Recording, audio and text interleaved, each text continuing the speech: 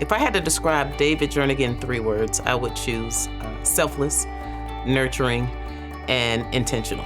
I would definitely say passionate, urgent, and detailed. The 3 words I'd use to describe David Jernigan would be talented, dedicated, and relentless. The most memorable moment that I had with David Jernigan that I simply cannot forget is the day he told me to stop singing so loud, because I would always work with headphones in just to kind of pass the time along. And as loud as my music is, that's how loud I sing.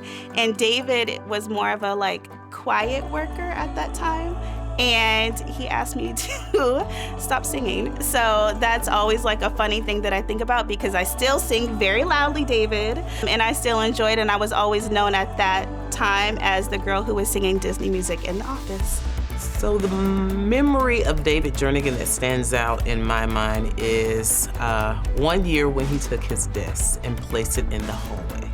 And some people would think that would be intimidating or, punitive in some way, but it was actually one of the most nurturing, loving, and selfless acts I've ever seen.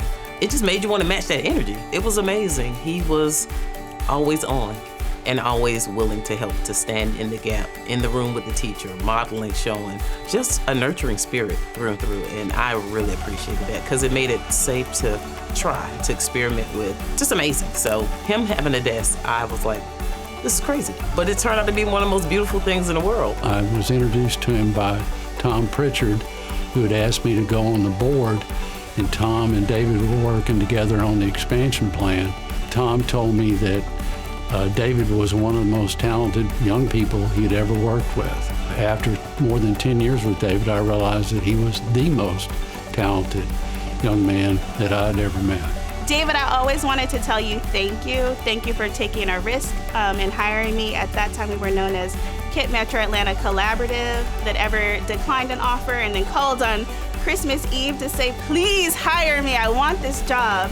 I really appreciate you taking that risk with me and allowing me to have this opportunity. And now 14 years later, I'm still here, I'm still rocking and rolling and doing my best. And I just give you all of the honor and all of the thanks for allowing me to be here.